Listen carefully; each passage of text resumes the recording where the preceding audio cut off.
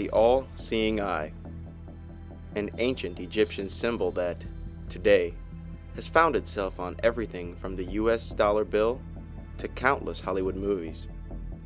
Although the use of this symbol has skyrocketed in modern times, its origin and meaning remain shrouded in obscurity for the vast majority of people who are exposed to it daily.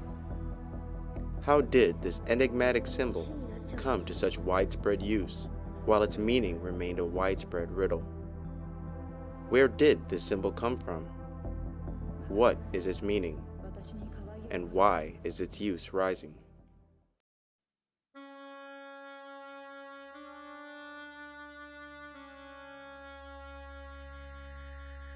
The first use of the all-seeing eye appears in ancient Egypt, more than 4,000 years ago.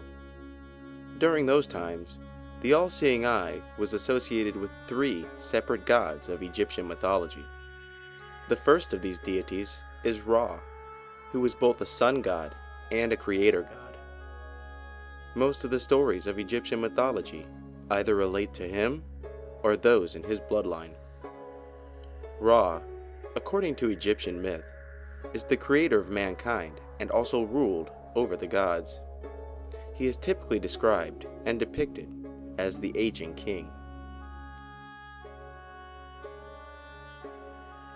One of the stories, relevant to the study of the all-seeing eye, relates to a time in human history where mankind was growing rebellious to the rule of the gods, and even began to plot against the aging king Ra. Upon hearing the news that his favored creation was scheming against him, he grew wrathful and unleashes a superweapon of sorts upon mankind. Her name was Sekhmet. Sekhmet, sometimes called Hathor, is the second solar deity connected with the all-seeing eye.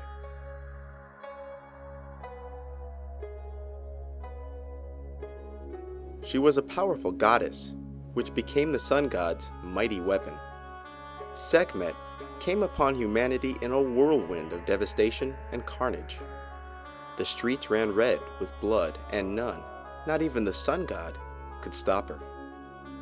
Regretting his decision, and fearing the complete annihilation of mankind, Ra decided that the blood-drenched goddess must be stopped. So he schemed to end her rampage by getting her drunk with beer made to look like blood.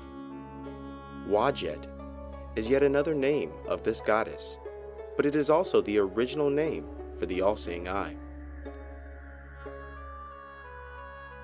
The eye is associated with a third Egyptian god named Horus. The stories told about Horus mainly relate to his quest for revenge against his evil uncle, another god named Set. Set, who is the Egyptian god of storms and darkness, killed Horus's father Osiris and illegitimately took Osiris's throne. Horus, the son of Osiris and rightful heir to the throne, found himself in danger and exiled. In one of the many battles between Horus and his uncle Set, Horus had his left eye gouged out. In some Egyptian accounts, it was the right eye of Horus that was gouged out. The all-seeing eye, often called the Eye of Horus, was not only a symbol for the deity himself, but a symbol of protection and well-being. Horus, similar to Sekhmet, is a deity associated with combat and war. After the fall of the great Egyptian civilization, the all-seeing eye fell out of visibility. Thousands of years go by before this archaic symbol once more re-emerges as the logo for a secret society founded in southern Germany called the Illuminati. The Illuminati, founded in May of 1776 by a law professor named Adam Weishaupt, functioned both as a network of spies and a mystic occult order. It was the expressed purpose of the Illuminati to confound and uproot religion and many of Europe's monarchies. The activities of this secret society, however, involved more than espionage and political intrigue. Its inner doctrines, and the order as a whole, had a mystic and spiritual side. The philosophy of the Illuminati included theurgic magic and was heavily rooted in the Hebrew Kabbalah. Theurgic magic, more commonly known as alchemy, is magic directed towards the self, where the magician uses ritual to increase his intellectual and psychic powers, while moving up the alchemical grades of initiation. The Kabbalah is a set of ancient Jewish texts that describe the nature of reality, the rulers of the many dimensions, and a general roadmap of those dimensions called the Tree of Life. Below this Tree of Life, in mirrored formation, lies another tree, sometimes called the Qliphoth, also known as the Tree of Knowledge of Good and Evil. The public face of the Illuminati preached goodwill and brotherhood for all men, and submitted to the world that religion and national borders were roadblocks to world peace and the brotherhood of humanity. Some who rejected invitations to join the Illuminati saw the organization in a much more sinister light. John Robison, who was a member of a Freemasonic lodge in Scotland, was one of those critics. Mr. Robison, who himself was a professor in philosophy, claimed that he was approached and offered membership into the Illuminati secret society. What he soon discovered about the Illuminati troubled him dearly, propelling him to author an exposé on the group. His book, Proofs of a Conspiracy, published in 1778, details his experience within the outer circles of the Illuminati secret society. John Robison claimed that some members of the Illuminati had openly boasted that the true ambition and destiny of their organization was to quote-unquote rule the world. He goes on to state that the inner teachings had more to do with the magic and the occult than with politics. He further details how the Illuminati had begun to infiltrate and recruit from Masonic lodges throughout Europe. In his book, John notes how the members of Freemasonry are rarely Masons by profession, and that many individuals who desired to join Freemasonry were after knowledge of a more occult nature. In the introduction of his book, Proofs of a Conspiracy, Professor Robison says, I have observed these doctrines gradually diffusing and mixing with all the different systems of Freemasonry, till, at last, an association had been formed for the express purpose of rooting out all the religious establishments and overturning all the existing governments of Europe. I have seen this association exerting itself zealously and systematically, till it has become almost irresistible. Later in his book's introduction, he remarks, And when we see that the methods which were practiced by this association for the express purpose of breaking all of the bands of society were employed solely in order that the leaders might rule the world with uncontrollable power, while all the rest, even the associated, will be degraded in their own estimation, corrupted in their principles, and employed as mere tools of the ambition of their unknown superiors. Mr. Robison even sent his book to the first and former President of the United States, George Washington. In Washington's reply to Robison regarding the claims of his book, the former president says, It was not my intention to doubt that the doctrines of the Illuminati and the principles of Jacobinism had not spread in the United States. On the contrary, no one is more truly satisfied of this fact than I am. The idea that I meant to convey was that I did not believe that the lodges of Freemasonry in this country had, as societies, endeavored to propagate the diabolical tenets of the first, or the pernicious principles of the latter, if they are susceptible of separation. Of course, Washington could little argue with Robison's assertions, since, in 1782, the very same symbol Adam Weishaupt chose to represent the Illuminati became part of America's great national seal. Further, in 1789, the all-seeing eye also appeared in France's Declaration of Human Rights, which is similar to America's Bill of Rights. In 1934, President Franklin D. Roosevelt was approached by America's Secretary of Agriculture to have the nation's Great Seal placed on one of America's monetary coins. Roosevelt embraced the idea, but decided that the seal should instead be placed on the back of the $1 bill, and there it remains to this day.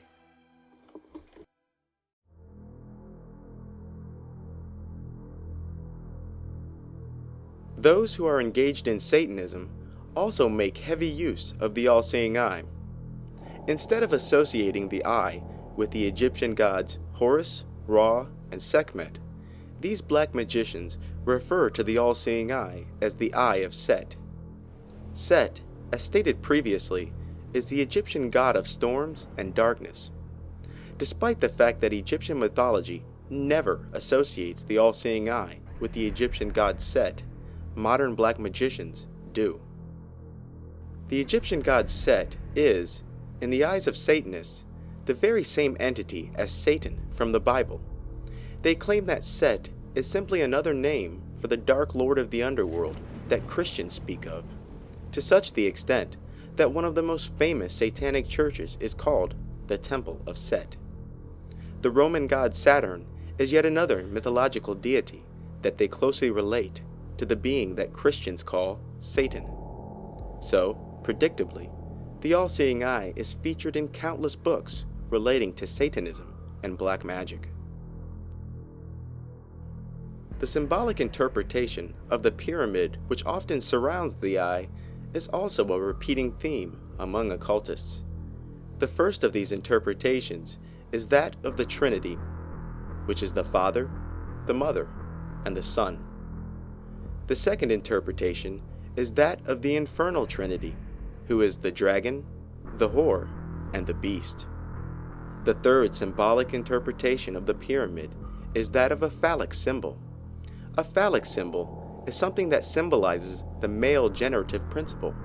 You see, in the occult, an upward-pointing triangle is a symbol of the magical element fire, and fire represents the male principle. Aleister Crowley, easily the most famous black magician, made numerous references to the all-seeing eye as the Eye of Set, or the Eye of Satan, and repeatedly associated both the sun and the eye with Satan. In his book, Magic in Theory and Practice, he states, Satan, thou eye, thou lust, cry aloud, whirl the wheel, O my father, O Satan, O son. Sabaoth, being by number 70, is a name of Aen, the eye, and the devil our Lord, and the goat of Mendes. He is the Lord of the Sabbath of the Adepts, and is Satan, therefore also the Son, whose number of magic is 666, the seal of his servant, the beast.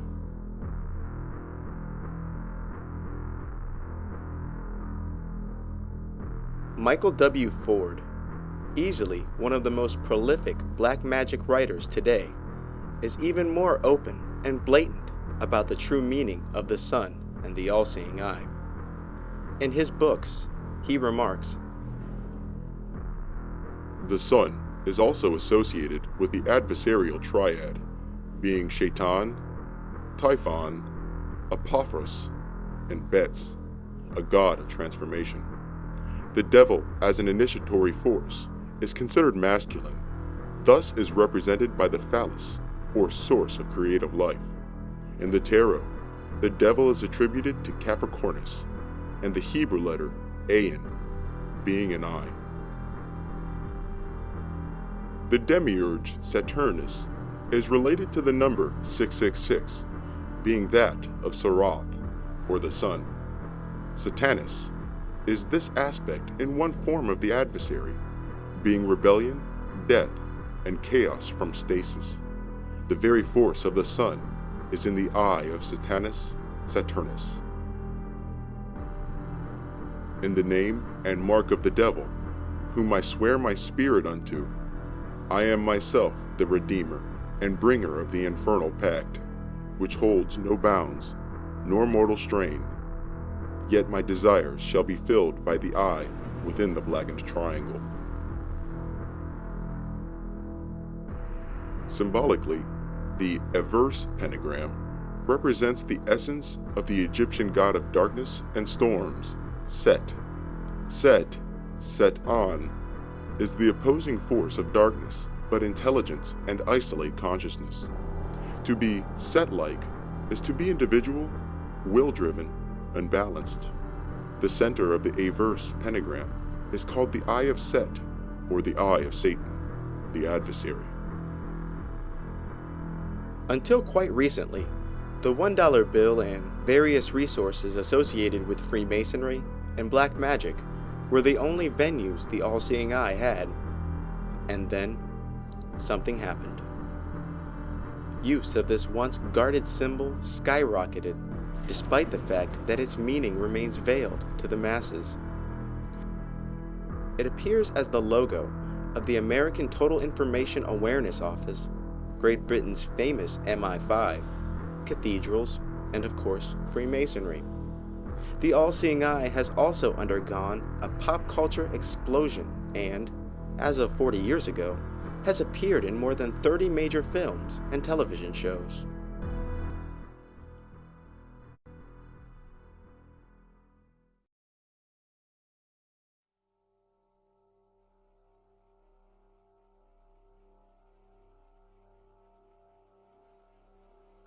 What we see is simply a series of movies and TV shows that all, in some way or another, contain this enigmatic symbol. But how is this symbol used? And is its use in movies and television programs consistent with Egyptian mythology or modern-day Satanists? Perhaps by examining the context in which the all-seeing eye is used, we may glean some wisdom regarding the meaning of this ancient symbol. The most common use of the all-seeing eye in movies associates the symbol with the villain, and the most glaring example is the cartoon TV series Minoriteam. Minoriteam is a Cartoon Network television show about a group of minority superheroes comprised of a black guy, a Jew, a Mexican, an Indian, and a wheelchair-bound Chinese guy. The villain of the show, a man called White Shadow, has a pyramid for a head. The White Shadow, together with his racist gang, make a career out of attacking and defaming minorities. The heroes of the show, the Minoriteam, usually thwart the evil plans of the White Shadow. The show is loaded with racist jokes and innuendos. The pyramid and all-seeing eye are blatantly expressed on the face of the central villain. How many times are we going to use snakes to try to kill non-stop? Anyone? I have to say, in my professional opinion, money-wise, bang for the buck-wise, snakes have to absolutely be the worst way to kill people. Great. Let's... Gargoyles is a Disney cartoon series about a group of crime-fighting gargoyles that fight crime by night and become stone statues by day. In one episode, an FBI agent becomes obsessed with exposing a powerful secret society called the Illuminati. In the television show, it is alleged that the Illuminati always have a membership of 666 people, and even the United States president is in the pocket of this secretive group. Even though most of the people in his circle consider his investigation to be a wild goose chase, he persists with his investigative pursuit until he finally confirms the group's existence. In Gargoyles, the all-seeing eye and pyramid are directly associated with the villainous Illuminati. Mace Malone vanished, over 70 years ago, and is probably dead. Even if you did figure out what happened to him, how would that prove this all-powerful Illuminati society of yours really exists? Thanks to you, the Illuminati had the goods to cut themselves in. They've been organized crime's silent partner ever since. Young man, how long have you been plagued by these fanciful delusions? Not as long as you've had this tattoo.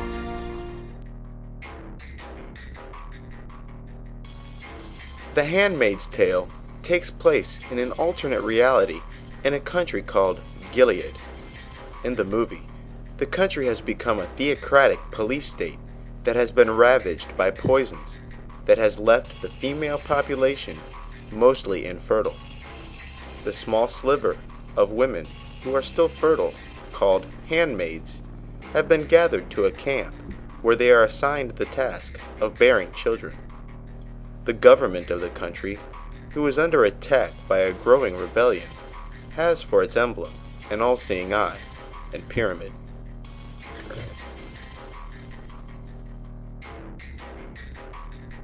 In the 2009 movie Angels and Demons, a writer and researcher named Robert Langdon is asked by the Roman Catholic Church to investigate a series of disappearances perpetrated by an organization who called itself the Illuminati.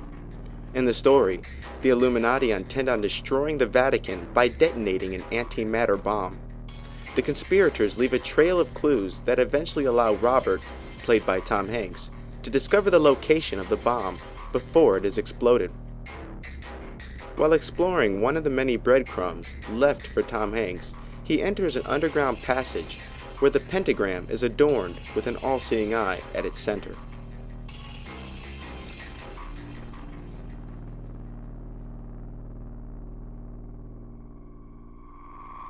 Film From Hell, Johnny Depp plays Frederick Aberline, an opium-smoking inspector asked to investigate a series of gruesome murders that has the citizens of London in an uproar. As the movie progresses, it becomes clear that Frederick Aberline's investigation is being impeded by local Freemasons who occupy much of London's positions of power. One of Frederick's opium-induced visions reveals that the Jack the Ripper murders are somehow tied to the Freemasons, and it is here where the viewer is exposed to the all-seeing eye.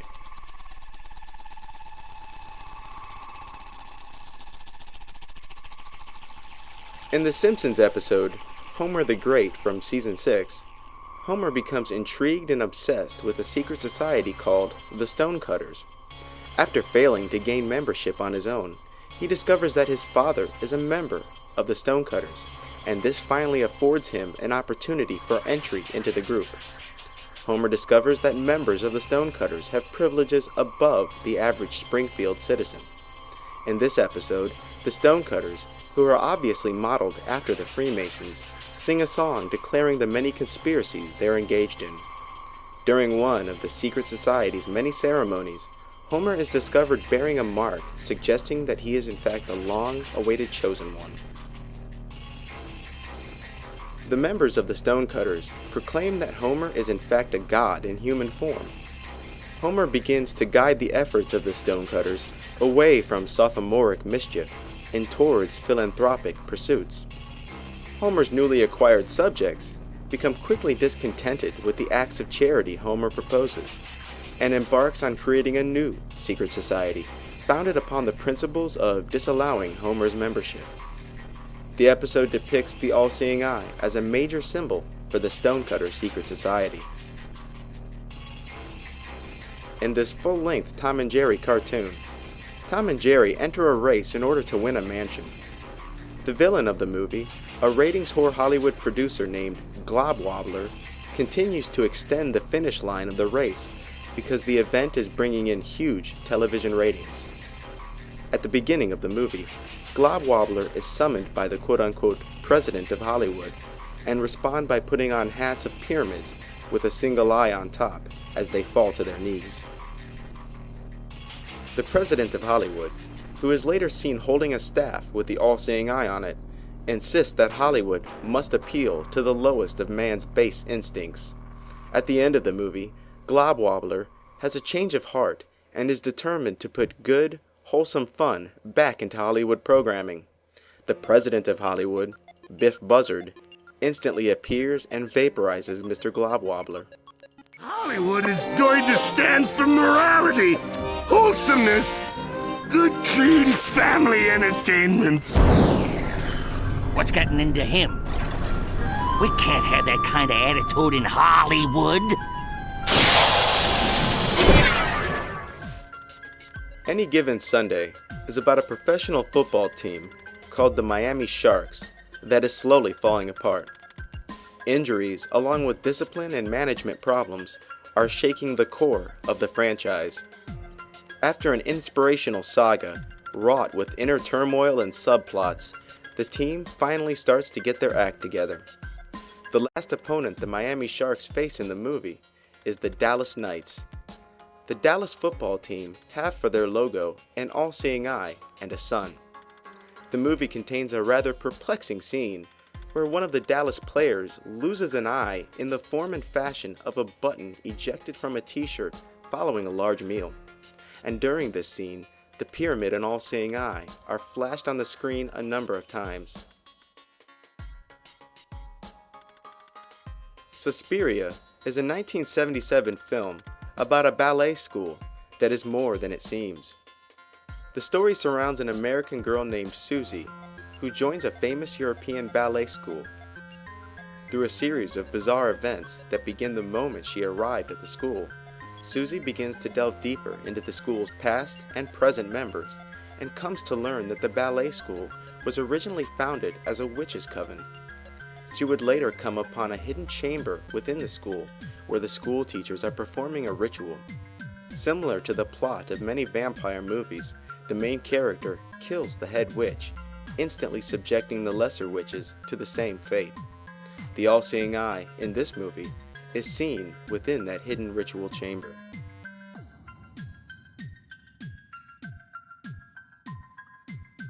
El Topo is an absurd 70s movie that was meant to be surrealist and artsy, but succeeds only in being stupid. El Topo is about a traveling gunman and his many pointless adventures in a Salvador Dali-inspired Wild West setting. At the end of this pointless and pathetic tale, El Topo, which means the mole, becomes the champion of a group of freaks and cripples and goes on to battle an evil cult which rules a nearby town. The symbol for this cult is the all-seeing eye within a pyramid. Batman Returns, the second movie in the modern Batman series, is about Batman versus the Penguin. In the film, the Penguin has revealed himself to the people of Gotham City after spending a lifetime living in the sewers. Gotham becomes enchanted by the Penguin, and soon the Penguin and another villain named Max Schreck begin planning the Penguin's mayoral rise to power. By the end, the Penguin betrays Schreck, and Batman defeats the Penguin and his army. In a scene where Batman is attending a masquerade ball of Gotham's elite, the all-seeing eye and pyramid are seen on a turban worn by Max Schreck. In desperately seeking Susan, a pent-up housewife named Roberta becomes obsessed with an adventurous floozy named Susan, played by Madonna. After a bit of stalking and a bump on the head that causes her amnesia, she unwittingly assumes Susan's identity. Roberta is immediately mistaken for the real Susan, not because Roberta acts similar or bears resemblance to Susan, but because in the course of taking Susan's identity, Roberta also began wearing Susan's jacket. This rather unique jacket has, on its back, an all-seeing eye and pyramid identical to the one that graces the US $1 bill. Roberta discovers that the woman whose identity she has taken has a criminal reputation, and because it never occurs to Roberta to take the damn jacket off, she continues to find herself mistrusted, expelled, and hunted by the people she encounters. Watchmen is about a disbanded group of superheroes who are brought back together when they discover that they are being targeted by someone who knows their true identity. Rorschach, a superhero who continued to fight crime after the Watchmen organization was disbanded, stays firmly on the trail of these recent assassinations. Near the end of the movie, a terrible revelation is made as the remaining Watchmen find out that one of their own, a former Watchmen superhero named Ozymandias, has betrayed his friends and is behind the murders, and also intends to conduct a major terrorist attack where millions will die. This villain, Ozymandias, is obsessed with Egyptian motifs, including pyramids, and wears an all-seeing eye on his belt. A Scanner Darkly is about a dystopic future where America is a police state, and many people are addicted to an epidemic street drug named Substance D. Although it is claimed that Substance D is being manufactured in foreign countries and shipped to America, the viewer and the movie's main character, Robert Arctor, eventually learn that the plants used to make Substance D are being grown by the very organization who claims to be fighting Substance D addiction. At the beginning of the film, the all-seeing eye in Pyramid is seen on the t-shirt of a character played by Robert Downey Jr. This character betrays his friends and is a heavy user of Substance D himself. The movie Hackers is about a group of hackers who are framed for a cybercrime they didn't commit. The villain of the movie, who absolutely insists on being called the Plague, has created a computer virus that will cause chaos and is designed to embezzle millions of dollars. In the movie, the all-seeing eye in Pyramid is seen for just a moment when the hero of the movie is sent a recorded message from the villain. Well, let me explain the New World Order. Governments and corporations need people like you and me. We are samurai, the keyboard cowboys, and all those other people out there who have no idea what's going on are the cattle. Conan the Barbarian is about a warrior named Conan, whose family was killed by the movie's villain, Thulsa Doom. The villain, played by James Earl Jones, is repeatedly associated with the Egyptian god Set.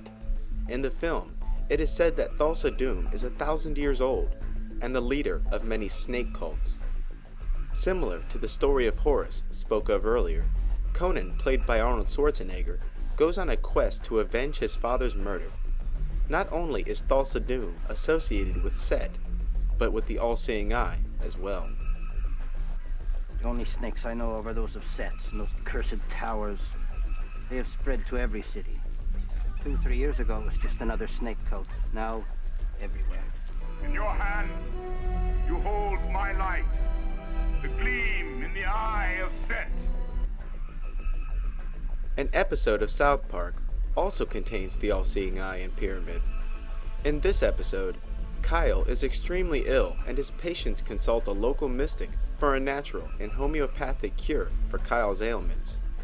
This mystic, whose name is Misinformation, is a fraud and claims that Kyle is improving, while in reality, his condition continues to worsen.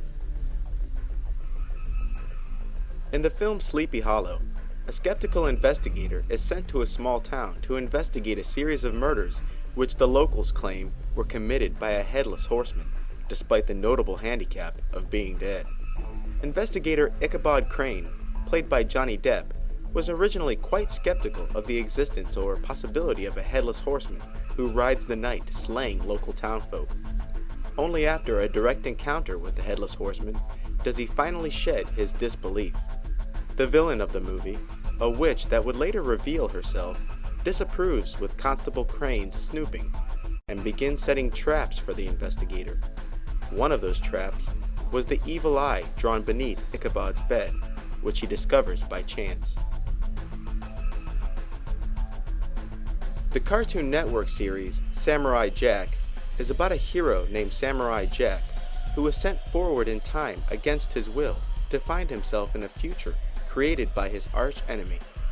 In one of his many adventures, Samurai Jack attempts to break into the villain's many fortresses in order to steal an object with incredible power, powerful enough to send Samurai Jack back to the past so he can prevent the accursed future his nemesis has created. This pyramidal fortress is covered from head to toe with all-seeing eyes.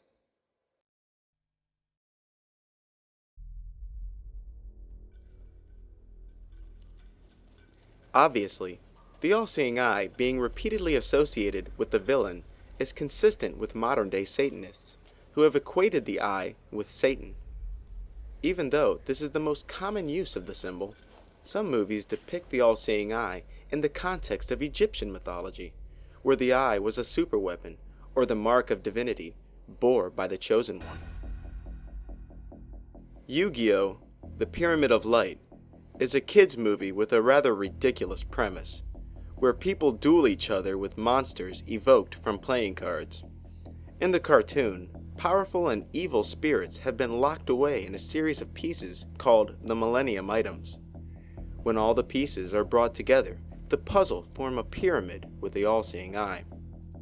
The story centers around Yu-Gi-Oh!, who is a champion card player because of his 3 Egyptian god cards, which the villain, named Seto Kaiba, attempts to steal from Yu-Gi-Oh!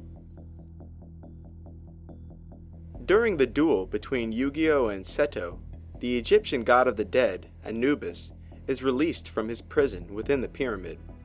He then becomes the bearer of the mighty weapon himself. After a drawn-out battle, Anubis is predictably defeated by the story's hero, Yu-Gi-Oh! The all-seeing eye and pyramid are seen so many times in the film, they hardly have a single context aside from being the emblems of a superweapon. Tomb Raider is about a woman named Lara Croft, played by Angelina Jolie, who learns that her late father has left her the key to half of a superweapon called the Triangle of Light. The Triangle of Light is a weapon that was split into 2 pieces long ago and offers its bearer the awesome ability to control time. The main villain, Manfred Powell, is working hard for a group called the Illuminati so that the 2 halves of the triangle may be brought back together during a momentous celestial alignment.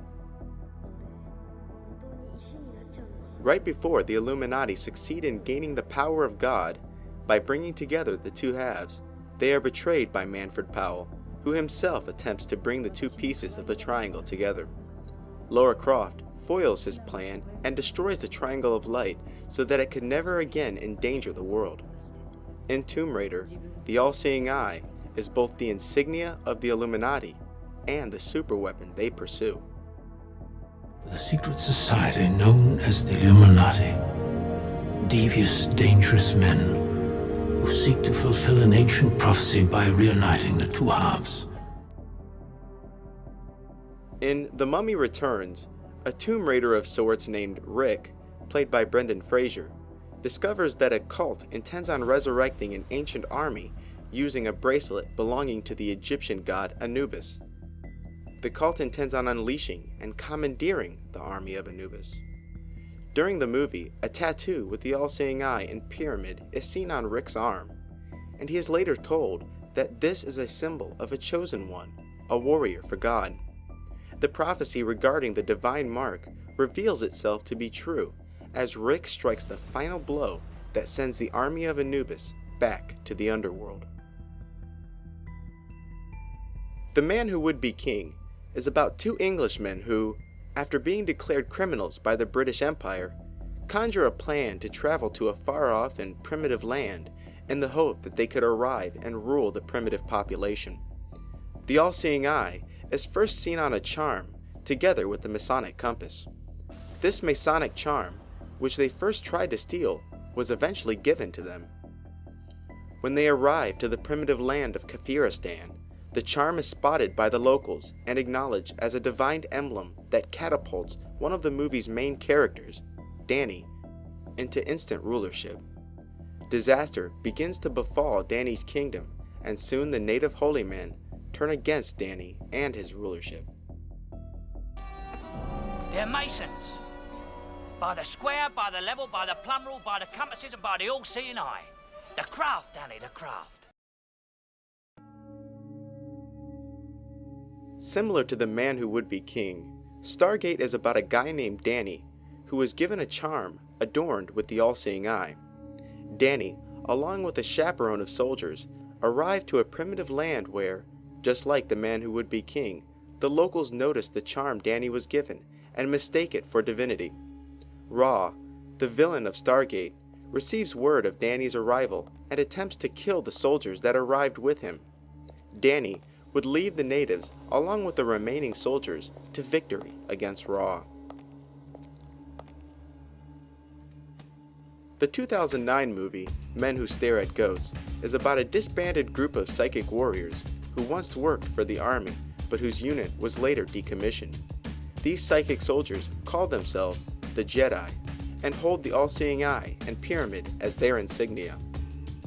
The villain of the movie, who was once a former member of the Jedi, has revived the disbanded army battalion and plans to use it for more nefarious purposes. Predictably, the good remaining Jedi foil the plot of their old colleague and expose his activities to the world.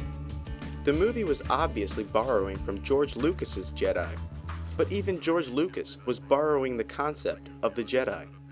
Jedi comes from the word Dijedi. Dijed meaning spinal column, and Dijedi was the name of mystic priests in ancient Egypt who practiced alchemical magic to give themselves new powers. Then there's Master of Disguise, a movie so bad only a masochist could enjoy it.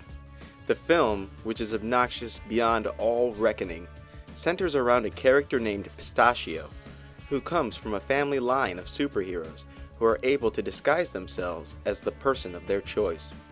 In the movie, Pistachio's father is kidnapped and forced to use his powers to do the bidding of the movie's villain, a character with the not-so-subtle name of Devlin. Being generous, I'll spare you the details of Pistachio's mentally handicapped quest to locate and free his enslaved father, and simply remark that the all-seeing eye is used as a symbol of Pistachio's bloodline. Pick of Destiny is about an aspiring rock musician named JB, who learns that all the best rock musicians of the past used the same guitar pick, which had been fashioned from the tooth of the devil by a powerful magician ages ago. He eventually obtains the Pick of Destiny in the Rock and Roll Museum, and by the end does battle with the devil in a rock-out contest. The all-seeing eye is seen on Jack Black's t-shirt and on the headband of Jack's mentor, another band member named KG. Mystery Men is about a group of disorganized wannabe superheroes who realize that it is up to them to save Champion City from a crime wave perpetrated by the movie's disco-obsessed villain, Casanova Frankenstein. After recruiting more members to the superhero franchise, they still find themselves without leadership. The Mystery Men find leadership in a Yoda-like character named the Sphinx. The Sphinx trains and mentors the group until they are ready for the final showdown with the forces of Casanova Frankenstein. The all-seeing eye is spotted on the garment of the group's mentor in the moments leading up to the final battle with Casanova. In the movie Van Helsing, the famous vampire hunter Van Helsing is out to save a town in Eastern Europe from the clutches of Dracula, who is acknowledged as the son of the devil. Upon arrival to the small village, he begins to battle Dracula's followers. Van Helsing is eventually bitten by a werewolf and escapes the human condition by becoming a werewolf himself. Using his newly acquired abilities as a werewolf, he locates and defeats Dracula. The all-seeing eye is seen only once in the movie, at the beginning, where it graces the bandana Van Helsing wears to conceal his identity. The movie The Imaginarium of Dr. Parnassus is about a traveling band of street performers who are more than what they seem. The traveling stage they perform on actually contains another dimension. Those who enter into this alternate dimension can become and experience anything they imagine. In the movie, an old man named Dr. Parnassus has gambled away the soul of his daughter to the movie's villain, a character called Mr. Nick, who collects people's souls. Dr. Parnassus attempts to free his daughter's soul from the wager by providing the villain with other people's souls. The all-seeing eye and pyramid are spotted on the Doctor's traveling stage. It's also worth noting that the villain's name, Mr. Nick, is very close to Old Nick, which has long been used as an alternative name for the devil. This villain is also explicitly called the devil in the movie. National Treasure is about a large, ever-growing treasure that has been handed down to one owner after another for ages. Eventually, the large cache of jewels and precious metals ends up in the hands of a group of knights called the Knights Templar. The Knights Templar, portrayed as noble heroes, feared that the treasure would fall into the hands of the British Empire, so they hid the treasure and left a series of clues regarding its whereabouts so that future generations could locate it. The movie's villain, an Englishman named Ian Howe, intends on cashing in on the treasure by following the clues left by the Freemasons. The protagonist, Ben Gates, played by Nicolas Cage, is also on the trail of the great national treasure. In the movie, the All-Seeing Eye and Pyramid were symbols of the Knights Templar, who would later rename themselves the Freemasons. Sometimes the Pyramid and All-Seeing Eye are seen in a movie or TV show without a specific use or context, as if it had no other apparent purpose other than to be seen. The first of these instances is a series of movies called Halloween Town. In 3 out of the 4 Halloween Town movies, the All-Seeing Eye can be seen on the door of a taxi that acts as the town's cab service. Being There is a 1979 film about a simpleton gardener named Chauncey Gardner. The main character's mannerisms remind the viewer of Dustin Hoffman's Rain Man. But unlike Rain Man and his superb mathematical abilities, Chauncey has no redeeming qualities or special talents aside from being mistaken by other people as profound and insightful. As the movie progresses, the viewer can hardly tell who's dumber, Chauncey or the countless people who have mistaken his simpleton expressions as deep and profound. At the end of the movie, a group of men are burying one of the president's top advisors who took Chauncey under his wing. Mysteriously, the men conclude that Chauncey is the only candidate that could take the place of the old man who has recently passed away. The All-Seeing Eye is seen on the final resting place of the president's late advisor. Just before the ending credits, a perplexing scene takes place as Chauncey is witnessed walking on water. The 1973 movie Holy Mountain, similar to El Topo, was going for surrealistic and artsy, but only manages to be absurd and blasphemous to boot, where almost every scene is a mockery of Jesus Christ. At the beginning of this senseless tale, Jesus undergoes what appears to be some kind of initiation as he approaches the 2 pillars of the Tree of Life. This is later confirmed when he was told the words, to know, to dare, to want, and to keep silent. Each of these statements represents one of the magical elements, and all 4 are often said during occult initiation rituals.